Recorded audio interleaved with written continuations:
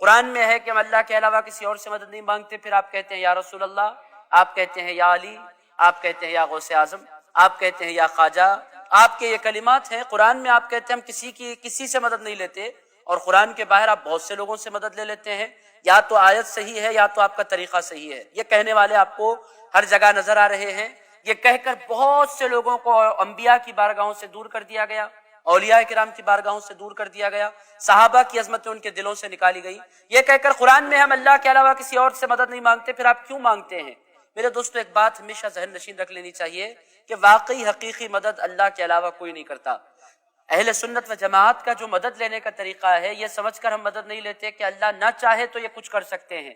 میرے دوستو، اللہ نہ چاہے تو کوئی کچھ نہیں کر سکتا۔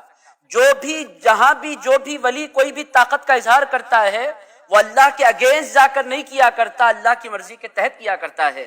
میرے دوستو، اس چھوٹے سی بات کو جب تک بندہ نہیں کیوں لیتے ہیں آپ مدد، تو میرے دوستو دنیا میں انسان ہے، اور انسان جس دنیا میں ہے اس دنیا کو دار الاسباب کہا جاتا ہے۔ اسباب کا مطلب سبب، یہاں جو ملتا ہے سبب کے ذریعے ہی ملتا ہے۔ سبب کے بغیر اس دنیا میں کوئی چیز نہیں ملا کرتی۔ سبب معبود نہیں ہوتا، سبب ہوتا ہے، سبب ذریعہ ہوتا ہے۔ حقیقی مدد من اللہ، سبب حقیقی مدد نہیں کرتا۔ بطور مثال میں آپ کی خدمت میں مثالیں دوں تاکہ بات واضح ہو جائے، اس کے بعد ہم صحابہ کی زندگی کو بھی دیکھیں گے اور اہل بیت کی طرف بھی نگاہیں اٹھائیں گے۔ عزیزان گرامی قدر، میں آپ کی خدمت میں رکھوں، آپ کو بھوک لگی، بھوک جب لگتی ہے تو آپ کھانا کھاتے ہیں، یہ سوچ کر کھاتے ہیں کہ بھوک مٹے گی، مگر یہ آپ کا عقیدہ نہیں ہوتا کہ اللہ نہ چاہے تو بھی بھوک مٹ سکتی ہے۔ نہیں، آپ کا عقیدہ یہ ہوتا ہے یہ رزق سبب بنے گا اور بھوک مٹانے والا اللہ ہوگا۔ آپ پانی پیتے ہیں، آپ کا ہمارا مسلمانوں کا پوری دنیا کا عقیدہ یہی ہے کہ پانی ایک ذریعہ ہے، حقیقی مستعان اللہ ہے، یہ پانی ایک ذریعہ ہے۔ میرے دوستو، آپ کے سر میں درد ہوا، آپ مسجد میں آ کر دعا نہیں کرتے کہ اللہ شفا دے، آپ کیا کرتے ہیں؟ شفا دینے والا اللہ ہے، مگر اللہ نے ایک روٹ بنایا ہے، اللہ نے ایک راستہ بنایا ہے، اللہ نے ایک سبب بنایا ہے۔ سبب کی طرف جانا رب کے خلاف جانا نہیں ہے۔ آپ کیا کرتے ہیں؟ کوئی گولی لے لیتے ہیں جو آپ کے سر کے درد کو مٹا سکے۔ آپ یہ سمجھ کر گولی نہیں کھاتے کہ یہ درد مٹائے گی، آپ یہ سمجھ کر گولی کھاتے ہیں یہ سبب بنے گی، درد مٹانے والا اللہ ہے۔ ہر چیز کے پانے کا اللہ رب العزت نے ایک ذریعہ اور ایک سبب رکھا ہے۔ سبب ہوتا ہے، حقیقی مستعان اللہ ہی ہوا کرتا ہے۔ میرے دوستو، آپ دیکھیں، علم کے لیے بھی اسکول ایک سبب ہے، مدرسہ ایک سبب ہے، کالج ایک سبب ہے، استاد ایک سبب ہے، کتاب ایک سبب ہے، قلم ایک سبب ہے۔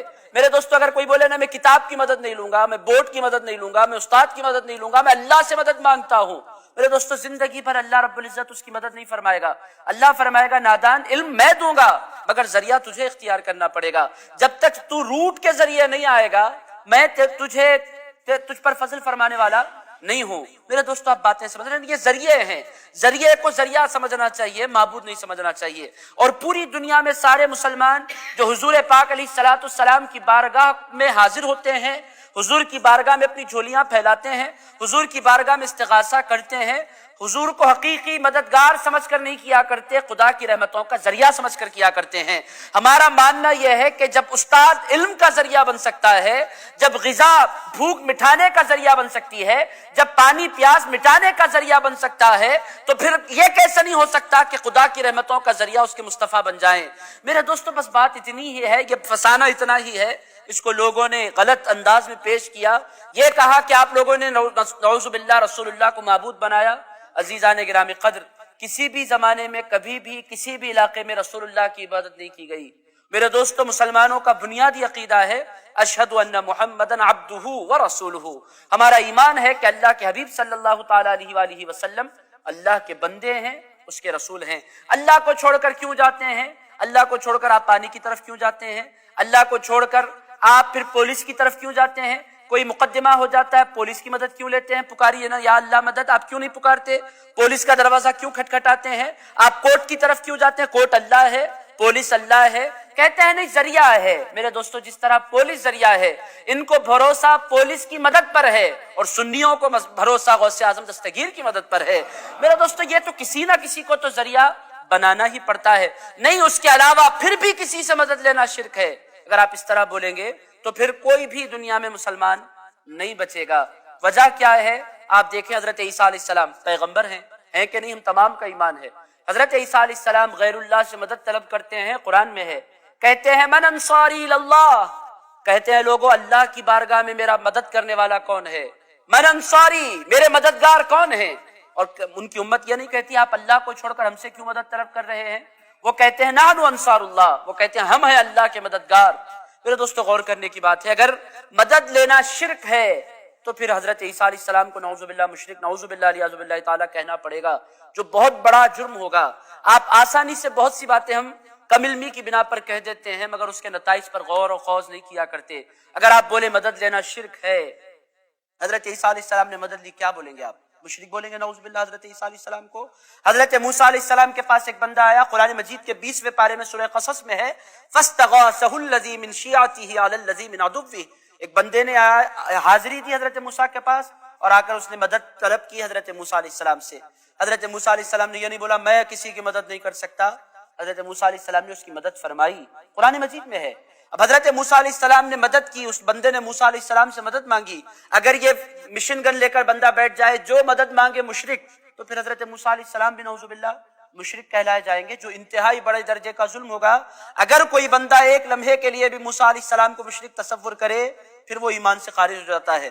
موسیٰ علیہ السلام کو کوئی فرق نہیں پڑتا، مگر یہ اندھی لاجک لے کر نہیں بیٹھنا چاہیے، سبب کو سبب سمجھنا چاہیے، خدا کو خدا سمجھنا چاہیے۔ عزیزان گرامی قدر، یہ سمجھ کے پھیر کی وجہ نے نہ جانے ہزاروں لاکھوں کروڑوں مسلمانوں کو مشرک بنا دیا ہے۔ یہ ہماری کم علمی تھی، یہ ہماری جہالت تھی، یہ ہماری سمجھ کا قصور تھا۔ ہم ایک چکر لگاتے ہیں سعودی عرب کا، اس کے بعد کہنے لگتے ہیں پورے اولیاء اللہ مشرک، پورے انبیاء مشرک، نعوذ باللہ علیہ باللہ تعالی۔ پھر جب یہ سارے کے سارے مشرک ہیں تو آپ تک دین کیسے پہنچا؟ تو عزیزان گرامی قدر، اب آپ بولیں گے یہ تو موسیٰ علیہ السلام کی مثال تھی، عیسیٰ علیہ السلام کی مثال تھی، کیا سرکار نے بھی اپنی زندگی میں کسی سے مدد لی ہے؟ میرے دوستو، سرکار پاک علیہ الصلوۃ والسلام مدینہ منورہ گئے تو سرکار تنہا نہیں گئے، سرکار کے ساتھ سرکار کے سفر میں تو خود حضرت ابوبکر صدیق تھے، اس کے علاوہ سرکار سے پہلے بہت لوگ گئے، سرکار کے بعد بہت سے لوگ آئے۔ ہجرت کر کے مکہ چھوڑ کر مدینے آنے والوں کو مہاجر کہتے ہیں۔ کیا کہتے ہیں؟ مہاجر۔ اور جو مدینے کے سپورٹر صحابہ تھے، جن لوگوں نے مدینے کی گراؤنڈ پر رسول اللہ اور ان کے اصحاب کی مدد کی ہے، ان کو انصار کہتے ہیں۔ انصار جمع ہے ناصر کی، مطلب کیا؟ مدد کرنے والے۔ اگر مدد لینا شرک ہے تو پھر رسول اللہ نے مدینے والوں سے کیوں مدد لی؟ میرے دوستو، سرکار کو اگر ضرورت نہیں تھی تو ان مہاجر صحابہ نے تو لی، ان لوگوں نے اپنے گھر دیے، اپنا بزنس دیا، اپنا کاروبار دیا، اپنے گھروں میں انہیں شریک کیا۔ کیسی مدد کی مدینے والوں نے؟ دنیا انسانی میں شاید ایسی مدد کرنے والے آپ کو کہیں نظر آ جائیں جیسی مدد کرنے والے آپ کو مدینے میں نظر آتے ہیں۔ میرے دوستو، اگر آپ اٹھا کر اپنی تلوار چلا دیں اور بولیں سارے کے سارے مشرک ہیں، تو پھر ایمان آپ تک کیسے پہنچا؟ پورے انصار مشرک ہیں، مدد انہوں نے کی، اور پورے مہاجر مشرک ہیں، اس واسطے کہ مدد انہوں نے لی۔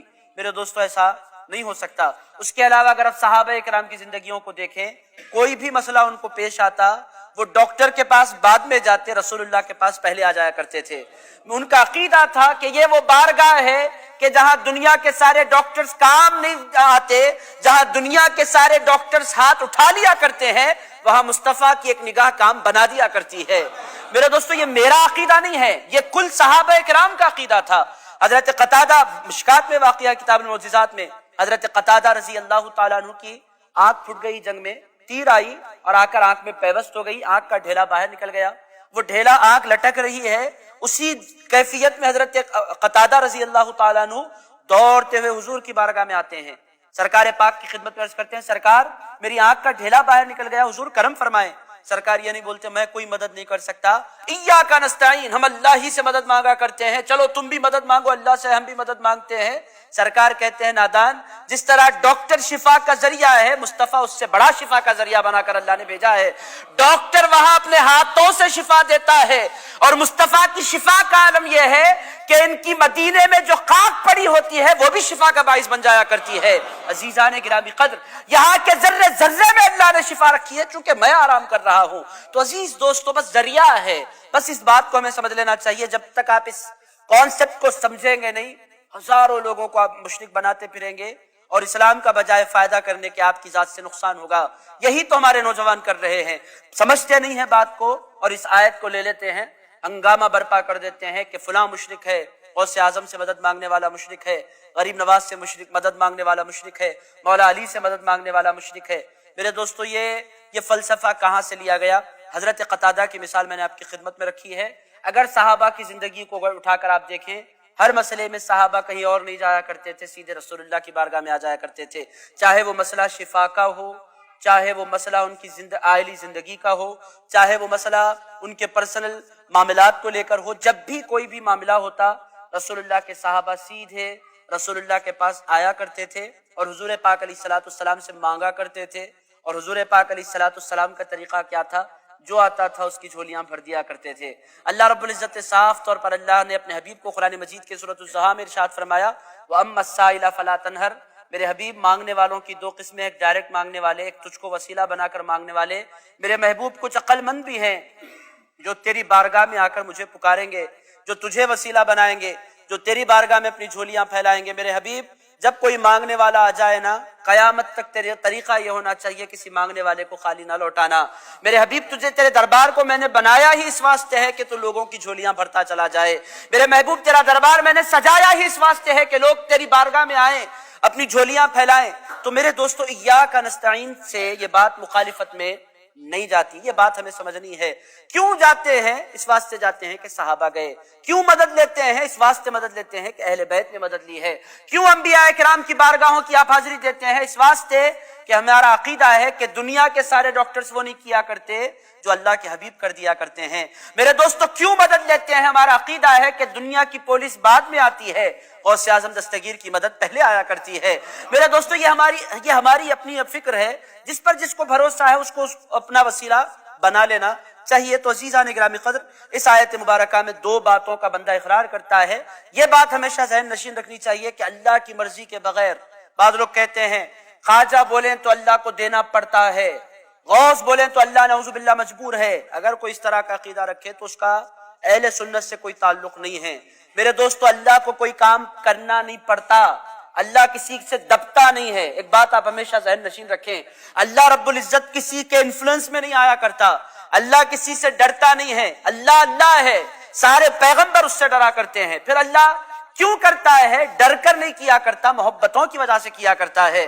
میرے دوستو، وہ اس واسطے ان کے کام کرتا ہے کہ ان لوگوں نے زندگی بھر اللہ کی سنی ہے، تو اللہ ان کے کہے کی بھی لاج رکھ لیا کرتا ہے۔ تم میری سنا کرتے ہو، میں تمہاری سنا کروں گا۔ مجبور اللہ کسی بھی موقع پر نہیں ہو سکتا۔